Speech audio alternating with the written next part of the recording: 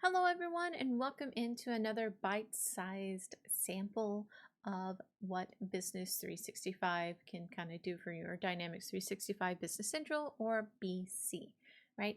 We've been doing these little sessions just to kind of get you acclimated and feel more confident with using BC, or give you an ideas of how you might want to use Business Central for your overall business needs. Now, previously in one of our sessions, we talked about purchasing quotes, and I did mention purchasing orders in there. Today is the session where we're going to really elaborate more on purchasing orders and what those are and what those kind of look like. Very similar to purchasing quotes, just a few different key factors. But the first thing that we're going to do is navigate to our actual purchasing module, or the area where our purchasing quotes are kind of hidden within BC. Now for mine, currently because of the role I have within BC, it is in my top header. It might look a little bit different from you. We've definitely covered that in the past about how your role changes how things look like on the landing page for you. So if you don't see it up here in the top header, you can easily go into your hamburger menu. And if you don't see it from there, you can go into the Explore More Roles, and there will be a purchasing section right here. It will have a little drop down menu that you can click, and you can see purchasing order right here. But for me, I'm just going to go right back out into the purchasing module itself and click purchase orders from there. Now either way you do it, doesn't matter, it will lead you straight to this page. Now this page is currently all of your purchasing orders that you have made within the company, since you've had access to the capability to see it, right? So for me, because this is a demo account, not a lot, but for you, maybe you're a more established business, maybe you're kind of newer to the role, and there's just 100 of purchase orders, so the list might look a lot longer for you. Now if you need to filter, there is a little oil cap cup here that will allow you to do the filtering.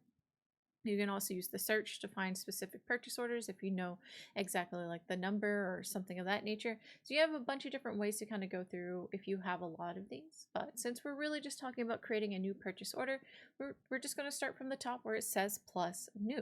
So we're going to click this guy right here. It's going to take us over to the new page. Obviously, we got to have a vendor. And before I kind of get into, sorry about the vendor, let me close that out. Just like anywhere else within BC, you do need to fill out anything that has to do with the asterisks. Everything else can be filled in later, but these are 100%. You cannot pass go, do not collect 200, please fill these in. So for right here, we're going to fill in our vendor name, and I hit the 3 dots to get more, and I'm just going to go into our test vendor right here, hit the OK. And then vendor invoice number. So what this really means is that anytime or whoever does the invoices for your purchase orders, this would be like the external document number, or if the vendor sends the invoice number, that could be added there. Now, because this is a test vendor and I haven't technically talked to a real vendor, I'm just going to kind of make up a number here or make up something of that nature, but you would normally get this from whoever does the invoices, or if the invoice, or if the sorry, tongue tied, if the vendor sends the invoice number. So I'm just going to put 1 2 3 4 5 because simple enough, right? And then from there we have another asterisk. Oh, apparently that already exists, so let me be a little special and add a 6 to the end. Ooh, making moves.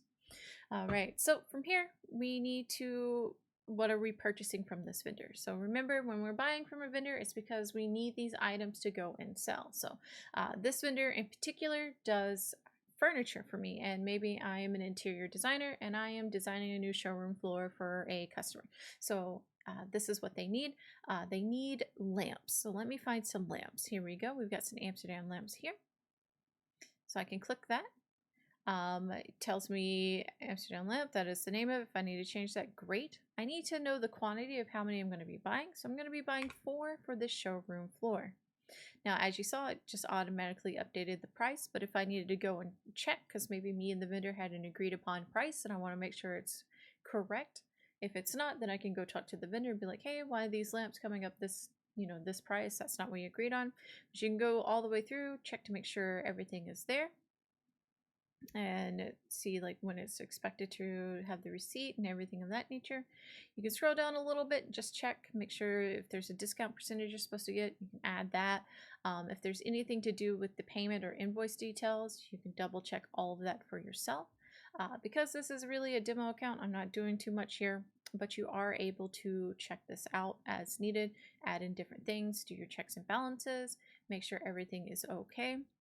And from there, what I like to do personally is I like to kind of preview what the receipt is going to look for. It's generally for my own peace of mind, just to make sure it looks nice.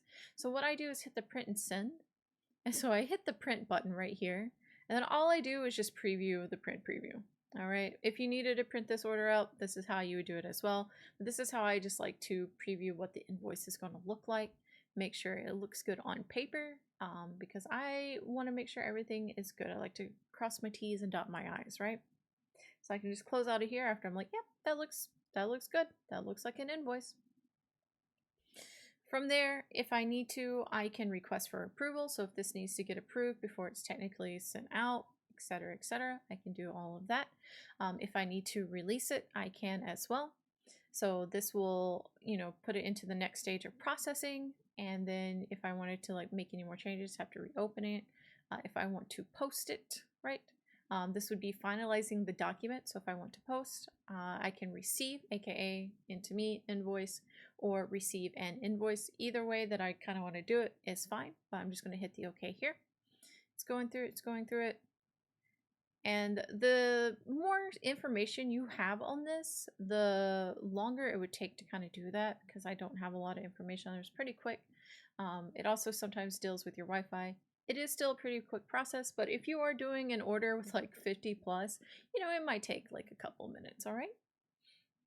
And so it says the order is posted and it's moved to the posted purchase invoice. Do you want to open the posted invoice? I can hit yes. Go immediately to it, see how it is. Be like, oh, that looks real nice. Thank you. Hit the back button. And we're basically good. If I wanted to, let me go into my search. I always get along. I can say like posted purchases. Yeah. You say posted purchase invoices, etc. And mine would be at the top because that's how how I have it. So I can see it right here. And we can see the vendor invoice number was the 23456. I added the 6 on the end to be a little cheeky. And I can just double check, make sure everything is good to go. Now that's really it about doing a purchase order. I hope that this found you very well. I hope this information was very good. If you have any questions, please feel free to leave them below. But my name is Nee, and I'll catch you around for the next one.